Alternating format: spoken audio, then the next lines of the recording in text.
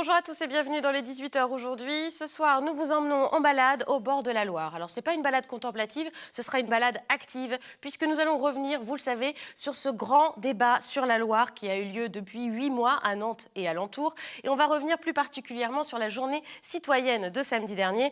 On fera le bilan de tous ces débats, de tous ces échanges avec nos invités Bassem Assé, adjoint en charge du dialogue citoyen à la ville de Nantes, et Martine Stabler, la coprésidente de la commission du débat. Ce sera dans quelques minutes, mais avant, on va faire un détour par la charmante commune de Saint-Colomban. Charmante commune d'un peu plus de 3000 habitants, à 25 km au sud de Nantes. Et pourquoi Saint-Colomban? Excellente question, merci de l'avoir posée. Eh bien parce que parfois nous recevons du courrier de nos téléspectateurs, le plus souvent évidemment pour vanter les mérites de nos programmes, le talent de nos présentateurs évidemment, mais aussi parfois pour se faire taper sur les doigts.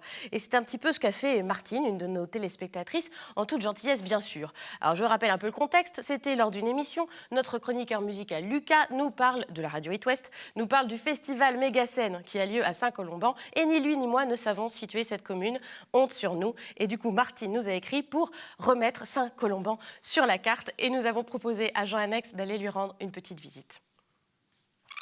Tout a commencé par un petit cafouillage. Nous sommes le 19 mai dernier sur le plateau de Télé Nantes. Allez-y en famille, entre amis au festival Méga-Scène, on passe toujours un très très beau moment avec des cuivres, avec une mise en scène excellente. Saint-Colomban, c'est par où? Oh, c'est pas loin de Nantes. Ah, c'est Mais pas. je vous emmènerai. Mais non, on fera du covoiturage, ma chère Alice, on ira ensemble. Ouais. Cécile qui me demande dans l'oreille, elle est en train d'accent chef, oui, Saint-Colomban, vient de poser la question, on ne sait pas. Ouais, on ne sait pas. Minutes, voilà. 10-15 minutes à peine de Nantes, vraiment. Et la riposte ne s'est pas fait attendre. Quelques jours plus tard, une carte postale atterrit sur les bureaux de la rédaction. Au dos, quelques indications géographiques à l'usage de Télé Nantes et une invitation à découvrir la commune de Saint-Colomban. Acceptée, bien sûr. Alors sans plus tarder, direction le sud de Nantes. En 30 minutes, nous voici dans le Pays de Ré, aux portes de la Vendée. Saint-Colomban, sa mairie, ses vignes et son tabac-presse, où nous retrouvons Martine Lévesque, l'auteur de la carte postale. Cela fait 26 ans qu'elle tient ce commerce, à quelques mètres seulement de la maison qu'il a vu naître. Alors Martine aime sa commune sans réserve. Je suis née au pied, pas loin de l'église, dans le café de ma grand-mère, voilà. Dimanche midi, je suis arrivée et donc je suis vraiment colombanaise de cœur et physiquement, voilà. Je me suis dit c'est pas possible qu'ils ne peuvent pas situer Saint-Colomban, donc j'ai adressé à Télé Nantes une petite carte du village et avec le plan pour situer par rapport à Nantes où se trouvait la commune, dans le but de la faire connaître un petit peu plus. Et première chose à savoir, Saint-Colomban rime avec sérénité. Nous sommes une commune relativement tranquille, calme, entre deux grands axes de routiers, donc nous ne sommes pas très loin de Nantes, de la côte, etc. De la Vendée, bien sûr, à quelques kilomètres de la Vendée. Mais nous sommes une commune très tranquille, entre deux rivières, la Logne et la Boulogne, et donc tout à fait paisible. Exemple dans ce lieu situé en plein cœur de Saint-Colomban. Ici, nous sommes donc au pied de l'église qui est juste derrière vous. Et là, c'est le presbytère et donc la cour de la cure, puisque dans ce temps, c'était un lieu aussi de vie, de kermesse, etc. Et donc voilà, la commune réaménage au fur et à mesure cet espace. Mais la commune de Saint-Colomban n'est pas toujours aussi sage, car l'un des événements colombanais majeurs chaque année, c'est bien sûr le festival Méga-Scène, rapport à la chronique de Lucas. Dans son histoire, la scène du festival a accueilli Louis Bertignac ou encore les Marseillais d'Ayam. Et pour cette nouvelle édition, programmée les 26 et 27 juin prochains, Pierre-Paul Jacques et Sins Emilia seront les têtes d'affiche. Et bien sûr, Martine vend des places au comptoir de son tabac-presse. Un petit peu tout le monde est impliqué parce qu'aussi bien il y a presque 3 générations qui viennent au festival, qui s'impliquent aussi. Ça va du parking aux buvettes, etc. Voilà, donc chaque année, avec des hauts et des bas, mais bon, je pense que cette année, ça devrait être un très bon cru. Grâce à Martine Lévesque, chère Anne-Lise, vous savez presque tout de Saint-Colomban. Et n'hésitez pas à passer pour profiter de sa sérénité ou de ses festivités. Merci à Jean Annex pour cette petite balade découverte de Saint-Colomban qui gagne à être connue. Ça avait des airs de 18h chez vous, cette visite, le programme proposé par Anne Judic. En tout cas, on rappelle la date de Méga-Scène. Ce sera peut-être l'occasion pour vous d'aller à Saint-Colomban. C'est du 25 au 27 juin 2015. Il y a un site internet pour la programmation et réserver ses billets. Nous irons avec Lucas, c'est promis, pour remettre vraiment Saint-Colomban sur la carte. Et tout de suite, on revient sur les rives de Loire avec nos invités. Bassem Assé, bonsoir. Bonsoir. Vous êtes adjoint au maire de Nantes en charge du dialogue citoyen. Et Martine Stabler, bonsoir. bonsoir. Bonsoir. Co-présidente de la commission du débat qui a organisé tout ce débat autour de la Loire depuis ses débuts, car ça fait déjà 8 mois que ça a démarré en octobre 2014. Il y a eu plusieurs rendez-vous, des auditions d'experts, un conseil citoyen, des cahiers d'acteurs, des consultations aussi sur Internet. Et samedi dernier, je le disais en préambule, une journée citoyenne en différents lieux de l'agglomération, 2 rendez-vous à Nantes, 1 à Rezé, 1 à Sébastien-sur-Loire. Et on est là ce soir aussi pour parler un petit peu des résultats de tout ça. Que disent les citoyens nantais de la Loire? Qu'est-ce qu'il en est ressorti? Mais d'abord, le dialogue citoyen, c'est votre délégation. Pour la première fois, il y a une délégation en tant que telle, un adjoint en charge du dialogue citoyen depuis 2014. C'était un souhait évidemment de la ville de Nantes et de sa nouvelle maire Johanna Rolland. Pourquoi sur ce thème-là de la Loire, il a fallu instituer ce grand débat et pourquoi il était si important qu'il y ait un dialogue citoyen? Alors en fait, ça remonte à il y a quelques années, une première démarche de consultation et de concertation avec les habitants de Nantes, à l'époque c'était Horizon 2030, a permis de faire remonter un certain nombre de sujets de préoccupation des Nantais. Et l'un des sujets les plus marquants qui est remonté, auquel on ne s'attendait pas nécessairement à l'époque, c'est le rapport des Nantais à la Loire et comment la Loire peut modeler le centre de cette métropole. Et donc c'est à ce moment-là qu'a commencé à germer l'idée d'un débat, un grand débat sur la Loire, pour la métropole, pour l'ensemble des 24 communes. Et donc c'est ainsi que nous en sommes arrivés au mois d'octobre à lancer ce grand débat. On se rassure, il y a du dialogue citoyen dans d'autres domaines aussi. Tout à fait. Le dialogue citoyen, ça couvre à la fois des sujets à horizon un peu lointain, parfois une dizaine d'années pour les projets les plus ambitieux, mais ça couvre aussi des sujets de proximité. Ça peut être le réaménagement d'un square ou le passage piéton en bas de chez vous, ou des choses comme ça. Alors on le sait, le grand enjeu aussi de ces dialogues citoyens, c'est que les citoyens répondent présents aussi à cet appel, qui s'expriment justement sur les enjeux sur lesquels ils sont consultés. Alors il y a des chiffres déjà depuis octobre 2014 sur cette consultation sur la Loire. Il y a eu 745 contributions individuelles via Internet, puisqu'on pouvait s'exprimer aussi comme ça, des cahiers d'acteurs, alors ce sont des acteurs économiques, associatifs qui se sont exprimés. On voit ces chiffres, 8 900 abonnés sur les réseaux sociaux, c'est aussi un indicateur. Et les 261 participants effectifs de samedi sur sur presque 400 inscrits, mais voilà, 261 se sont rendus présents. C'est un bon chiffre quand on organise un débat comme celui-ci. Est-ce que ces chiffres-là, ils vous contentent ? Oui, ils nous comptent complètement. En plus, vos chiffres, il faut savoir que dans la dernière semaine, ont été un petit peu regonflés, puisqu'on arrive à la date du 30 mai à 112 cahiers d'acteurs. Dans la dernière semaine, il est arrivé véritablement une charrette de contributions et une charrette de cahiers d'acteurs. Oui, la commission du débat, et je pense que tous les gens qui ont participé... Quand on regarde un petit peu les chiffres par rapport à l'échelle de l'agglomération, on se dit c'est pas grand-chose. C'est des petits chiffres. 745 contributions individuelles sur Internet, c'est peut-être pas beaucoup. Alors en fait, le point que vous soulevez est intéressant parce que il ne s'agit pas de refaire la démocratie représentative. Il ne s'agit pas de refaire un vote, une élection ou un référendum ou je ne sais quoi. Il ne s'agit pas non plus de faire un simple sondage, démocratie d'opinion. On est plutôt dans une logique de démocratie participative où les personnes qui ont quelque chose à dire viennent et participent à un débat de manière à exprimer leur point de vue, leur expertise, leur façon de voir, etc. Donc en gros, il ne faut pas qu'il y ait quelqu'un qui ait absolument quelque chose à dire. Il ne faut pas que tout le monde ait quelque chose à dire. C'est pas, en fait, tous ceux qui souhaitent le dire peuvent le dire. Tous ceux qui avaient quelque chose à dire, on peut le dire. Mais vous oubliez aussi qu'il y a aussi des initiatives citoyennes et collectives qui ont lieu dans chaque commune, soit par commune géographique, soit par thème. Il y en a eu plus de 44. À chaque fois, il y avait 50-80 personnes. Donc on dit il y a eu 44 initiatives citoyennes, mais vous le multipliez aussi par le nombre de participants. Les cahiers d'acteurs, c'est pas un acteur qui l'a écrit, c'est souvent une association avec 20, 25 ou un collectif économique. Donc ça représente quand même beaucoup de choses.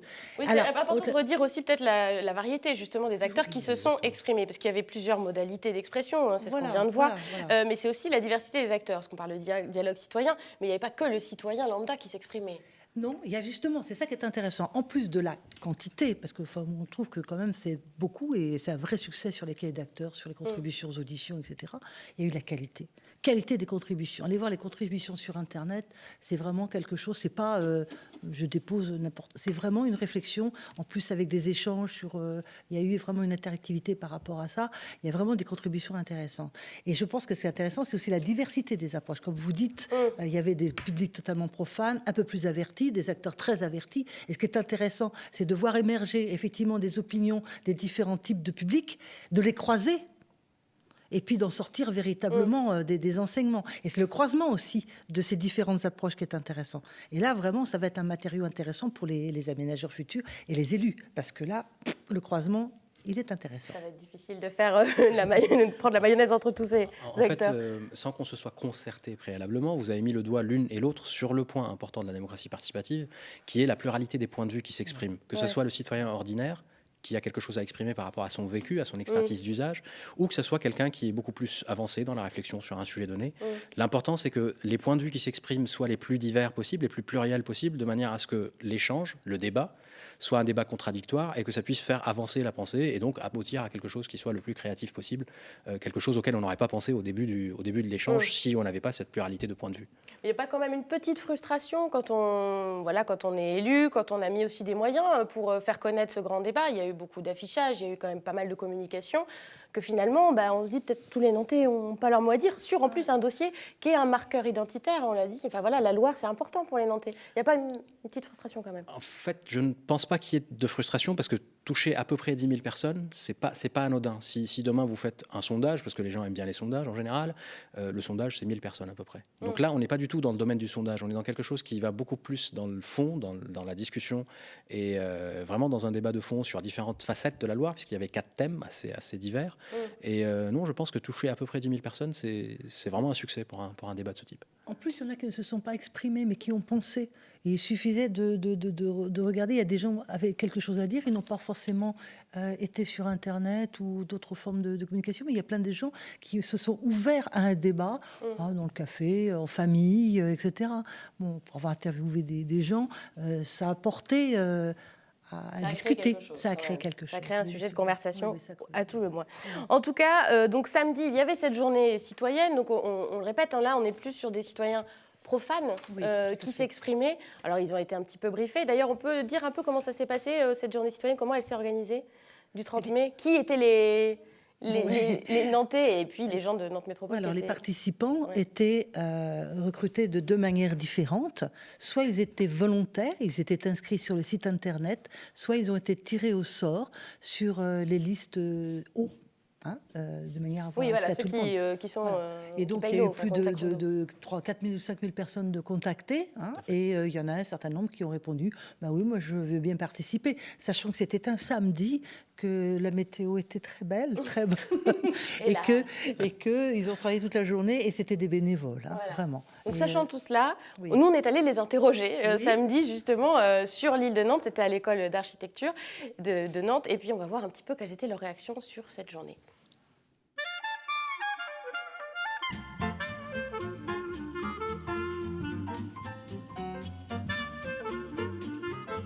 Alors moi j'ai été tiré au sort, c'est-à-dire que j'ai reçu un courrier dans ma boîte aux lettres qui m'invitait à participer au débat. Et c'est ça qui m'a motivé. Je me suis dit pour une fois qu'on me demande mon avis, je vais le donner. Donc c'est vraiment ce qui m'a décidé à venir. Je pense que si j'avais pas été tiré au sort, j'aurais pas forcément fait la démarche de venir ici. Je suis nantais et que la Loire a été toujours... a eu un rôle important dans ma vie. Je suis né à Nantes, j'ai vécu sur l'île de Nantes, je vis à Chantenay, donc le long de la Loire. Donc voilà, c'était vraiment important pour moi de participer au débat. On se tourne quand même sur des tendances environnementales, protection de l'environnement. Mais bon, il n'y a rien de concret, enfin, ça reste des idées générales, donc on a du mal quand même à se projeter, mais bon, c'est quand même intéressant de débattre sur ces sujets-là. Ce qui ressort un petit peu dans nos discussions ce matin, c'est d'ouvrir la ville sur la Loire, c'est l'accès à la Loire en fait, pouvoir en profiter, l'utiliser, le voir. Je trouve ça intéressant d'avoir ces moments d'échange, de rencontrer d'autres gens. Après, si je peux y mettre un petit bémol, c'est que je ne sais pas si c'est vraiment représentatif, mais c'est compliqué sur ce genre de débat de mobiliser tout type de personnes, je pense. Voilà. On rentre dans le débat, on n'est pas on n'est pas consommateur, on est acteur de la citoyenneté. Donc non, c'est vraiment très très bien. Il faut continuer et essayer de trouver d'autres. Dès qu'il y a des débats possibles, j'essaierai d'y participer en tout cas. Je trouve ça très bien. Tout le monde en général grogne parce qu'on n'est jamais prévenu de quoi que ce soit. Là, on n'a rien à dire. C'est très sympa comme manière de faire participer les gens. Et puis les débats sont intéressants, les gens sont très différents. Il y en a qui connaissent un peu les choses, d'autres pas, mais chacun dit ce qu'il ressent. Je trouve ça très bien. Allez, 100% de satisfaction sur cette journée du 30 mai. En tout cas, ce qui ressort aussi, c'est qu'il y a eu donc une partie de tirage au sort, vous l'avez expliqué au préalable, et quand même la personne qui dit « s'il n'y avait pas eu ça, j'y serais pas allée ». Donc ça montre quand même que, même si on n'avait pas une opinion au départ, on se la fait si on nous demande de nous exprimer, en gros. C'est une méthode qui est intéressante, le tirage au sort, du coup. En fait, le tirage au sort est intéressant quand on est sur un débat de ce type, c'est-à-dire limité dans le temps. Les personnes s'engagent et savent sur quoi ils s'engagent. Là, en l'occurrence, pour ce tirage au sort-là, ils s'engageaient sur une journée. Et puis un peu plus, quelques heures par-ci par-là pour se préparer à cette fameuse journée. Il y avait un petit livret d'informations, Voilà. des choses comme ça, pour avoir un peu de connaissances quand même. Et donc le tirage au sort est intéressant dans cette logique-là. Maintenant, il a aussi ses limites. C'est pour ça qu'on a choisi une méthode mixte, hybride, si vous voulez, où on a le tirage au sort, mais aussi l'acte de candidature, le fait de souhaiter participer à ce débat et donc rendre sa citoyenneté active, comme quelqu'un l'a évoqué tout à l'heure. Ouais, donc c'était important d'avoir ces deux démarches-là qui viennent compléter, puisqu'on parle beaucoup donc de la journée du 30 mai, mais qui viennent compléter un certain nombre d'autres dispositifs qui ont été mis en place depuis octobre et dont vous avez rendu compte naturellement au fur et à mesure que ça avance. On en a déjà parlé évidemment sur cette antenne. Alors il y a quand même la question de la représentativité qui ressort, même si on a entendu qu'on visait plus la pluralité dans ce débat que la représentativité, qu'on était dans autre chose. Mais c'est ressorti aussi, c'est pas très représentatif. Et des chiffres des participants, il ressort qu'en général, le participant est un Nantais, du centre-ville, plutôt un homme à 55%, qui a plus de 46 ans à 70%, qui habite sur le territoire depuis plus de 20 ans, qui est actif, qui est en couple et plutôt sans enfant, dans le foyer en tout cas. C'est quand même un profil assez particulier de personnes, de participants. C'est clairement, c'est pour ça que je vous disais qu'on ne cherche pas nécessairement une représentativité maximale de la société nantaise parce que personne n'y arriverait. Ou alors, il faudrait le faire sur un échantillon de 1000 de manière à ce que les quotas soient respectés, etc. Mais c'est pas... Est-ce qu'il y a vraiment débat si tout le monde se ressemble? Là, en l'occurrence, il y a eu débat puisque pendant 8 heures, personne n'est parti. Après, non, il y a eu vraiment débat, ça discutait autour des tables. Et moi, je retrouve une petite anecdote micro-trottoir. À la fin de la journée, moi, j'étais à Rezé. Les résultats des questionnaires ont été dépouillés au fur et à mesure de leur arrivée. Et en fin de journée, a pu être présentés les résultats des thèmes 1 et 2, usage, et puis loi économique, loi écologique. Et les participants ont vu les résultats s'afficher devant l'écran. Ah ben c'est ce qu'on a dit, oui. Alors, vous l'avez inscrit, vous allez en tenir compte. C'était vraiment un retour. Ah, pour une fois, on va en tenir compte de ce que l'on dit. Et ça, c'était très important. On verra si on sera vraiment tenu compte par la suite, justement. Alors, en fait, ce qu'il faut garder aussi à l'esprit, c'est que c'est la journée qui a regroupé 400 personnes, mais préalablement, il y a tous ces cahiers d'acteurs, il y a toutes ces personnes qui y ont contribué. Donc du coup, ça augmente un peu la variété et la pluralité des points de vue qui se sont exprimés. Donc typiquement, vous disiez tout à l'heure 55% d'hommes.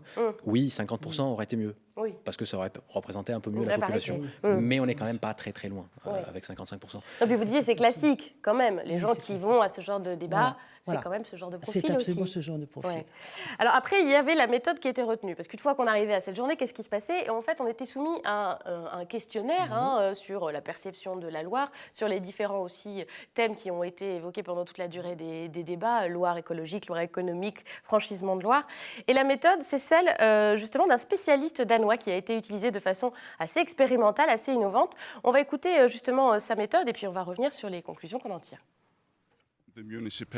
La municipalité, les politiques, toutes les parties prenantes commencent par faire la liste des décisions importantes à prendre et préparent des questions qu'ils posent ensuite aux citoyens pour connaître leur opinion sur des orientations de développement des décisions politiques. Les citoyens se basent ensuite sur le contexte et l'histoire pour débattre de manière informelle et prendre le temps avant de voter individuellement sur les questions qui ont été préparées. Voilà le résumé un petit peu de la méthode employée. Donc il y avait en effet une batterie de questions qu'on retrouve dans le rapport. Dans votre vie quotidienne, la Loire constitue plutôt une contrainte, un atout ou les deux. Enfin, je ne vais pas faire la liste de toutes les questions, mais voilà, il y avait une série de questions dans lesquelles chaque personne s'exprimait en disant voilà, oui, non, plus ou moins et tout ça. Et concrètement, du coup, de toutes ces questions posées, des réponses qui ont été apportées par ces individus, par ces participants, qu'est-ce qu'il ressort sur la Loire et leurs attentes de la Loire, de façon générale? D'une manière très générale et vraiment très significative, c'est une envie de Loire, une envie d'accessibilité, une envie un désir de Loire. Très affectif, un désir de Loire. Je veux aller l'approcher, je veux la toucher, je veux pouvoir aller dessus, faire des activités. côté, sur les berges. Je vais pouvoir aussi méditer ou contempler. Et puis, à partir de là, je veux aussi me l'approprier. Finalement, c'est le fleuve de ma ville, et c'est un bien commun, c'est un bien public. Et ça, c'est très fort dans la journée citoyenne de samedi. La Loire est un bien public. Arrêtons de la privatiser. J'ai quelque chose à dire, j'ai quelque chose à y faire, j'ai quelque chose à y proposer. Et ça, c'est très, très, très, très fort. Ouais, avec une évolution aussi de la perception de la Loire, justement, où là, on sent un potentiel, un désir d'avenir, désir de Loire. Mais ça n'a pas toujours été le cas. Non, dans la perception des gens, ils ont... Oui, c'était très significatif de voir la perception de la Loire, hier, aujourd'hui et demain. Hier, elle était considérée comme très active économique, maritime, sauvage. Aujourd'hui, il la considérait comme délaissée, même au niveau des activités économiques. Et demain, on voit qu'il y a un retour où ils la veulent complètement appropriée, économique, avec, par exemple, ils le citent bien, les nouvelles activités innovantes, le tourisme. Ils la veulent aussi écologique. Et là, il y a un rapport économique-écologique et ils la veulent appropriée et active. Et vraiment, on a l'impression qu'elle était un fleuve un peu évanoui aujourd'hui et que là, il y a vraiment un désir de Loire, mais d'en faire quelque chose. Et avec des idées concrètes, pragmatiques. Il y a aussi des idées concrètes. Là, c'est un peu une philosophie, des attentes aussi par rapport à ce fleuve, un positionnement. Mais concrètement, par exemple, ils disent en activité économique plébiscitée, plutôt du transport fluvial ou de l'agriculture raisonnée. Voilà, par exemple, c'est ce qui ressort le plus. En fait, ce qui était intéressant, c'est que, comme vous le disiez, le sujet qui ressort, la préoccupation qui ressort en premier, c'est naturellement, naturellement, c'était pas si naturel que ça au départ, mais là, en l'occurrence, ça ressort, cette accessibilité à la Loire. Il y avait un deuxième point aussi, j'ai le sentiment que ça ressort, c'est rendre la Loire, faire en sorte que la Loire contribue à l'attractivité de la ville, contribue à la vivacité de la métropole en général, puisque c'est le centre de cette métropole. Après, il y avait aussi quelque chose d'autre qui ressortait, je trouve, c'est le côté pragmatique des réponses. C'est-à-dire qu'en fait, on a l'impression que c'était la plupart du temps des réponses de bons pères de famille, en quelque sorte. Rien d'extravagant, rien de très... Avec un exemple notable, on va le dire tout de suite, c'est le franchissement de Loire. Ça faisait partie des points cruciaux qui devaient être abordés. Doit-on rajouter un franchissement au-dessus de la Loire? Et à plus de 70%, je crois, les gens disent non. Essayons d'aménager l'existant. Pas de transborder, pas de tunnel. C'est ça aussi, c'est une réaction un peu bon père de famille, pas de dépenses supplémentaires. Alors là, c'est pareil. Il faut s'appuyer. Il ne faut pas considérer que parce que ce qui ressort de cette journée, c'est pas de franchissement nouveau, alors il n'y aura pas de franchissement nouveau. Encore une fois, cette journée s'inscrit dans une logique plus large, avec un certain nombre de contributions diverses et variées. Mais oui, effectivement, le fait par exemple que le transborder ne ressorte pas ou que le tunnel ne ressorte pas, ça montre bien que les deux parties du spectre n'ont pas intéressé les 400 participants. Vous l'avez déjà un petit peu dit, mais qu'est-ce qu'on va en faire justement alors de ces opinions qui ont été, de ces envies?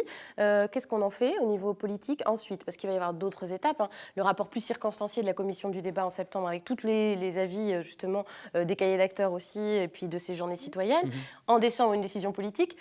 Comment on va mesurer tout ça? En fait, il faut garder à l'esprit que lorsqu'on a une démarche de dialogue citoyen, l'objectif, c'est que cet élu qui doit prendre une décision, ou ces élus qui doivent prendre une décision, puissent avoir un éclairage technique, juridique, réglementaire, un certain nombre de services de la mairie ou de bureaux d'études externes ou autres, mais l'élu doit aussi avoir un éclairage du citoyen qui est l'usager de l'équipement qui va ressortir de la décision ou du service public. Et donc, du coup, ces éléments qui sont versés au débat et qui seront versés au débat une fois que la commission indépendante du débat aura transmis son rapport, permettront, durant l'automne, jusqu'à la fin de l'année 2015, au Conseil métropolitain d'explorer un certain nombre de pistes qui existent. C'est un avis, mais qui a son poids quand même. Et je nous vois difficilement aller à l'encontre de ce qui ressort des 8 mois de débat. Il n'y a aucune raison que ça soit le cas. Après, la question qui va se poser assez vite, c'est par quoi on commence et par quoi ensuite on passe ensuite à quoi et comment on priorise, tout en gardant à l'esprit qu'il faut faire des choses qui soient relativement proches dans le temps et des choses qui, de fait, prendront un peu plus de temps et donc qui seront visibles peut-être dans les 10 prochaines années. Mais en tout cas, ce qui est sûr, c'est que quand on regardera Nantes dans 10 ans, la forme qu'aura le centre-ville de la métropole, le centre de la métropole, sera le fruit de ce débat de 8 mois. Rendez-vous dans 10 ans, comme disait la chanson. Voilà, même avant. Il y aura des préconisations, et là c'est vraiment net dans l'ensemble des contributions données, c'est qu'il y a des choses à très court terme demain. Il y a des choses que en 2016 pourraient être faites. Comme par exemple des accessibilités à la Loire, des aménagements de berges. Des aménagements de berges qui sont nature aussi. Il y a plein de petites choses qui peuvent être faites. Il y a des choses à moyen terme, il y a des choses à très long terme. Et puis il y a des choses qui vont concerner un petit peu un micro-quartier, il y a des choses qui vont concerner l'ensemble de l'agglomération. Et là, il ne faut pas s'interdire le petit projet au grand projet. Donc la synthèse, elle doit être multigéographique et puis temporelle aussi. Il ne reste plus qu'une minute. Déjà, le temps passe vite. Vous allez faire du suivi aussi, parce que voilà, vous allez remettre votre rapport en septembre, mais il y aura du suivi de la commission du débat. Ah oui, en une minute. C'est vraiment un souhait vraiment exprimé par chacun, les profanes, les avertis, les acteurs, la commission du débat, qu'effectivement... On ne reste pas là.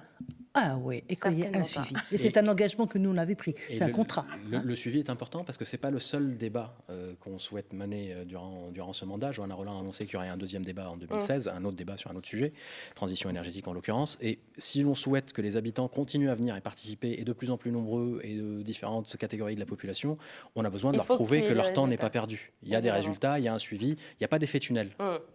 Déjà les 400... Non, pas de tunnel, on a dit de toute façon. Pas de tunnel, tout à fait. Merci beaucoup à vous d'avoir été avec nous pour nous éclaircir encore sur ce débat dont on reparlera également sur cette antenne. Bonne soirée à vous.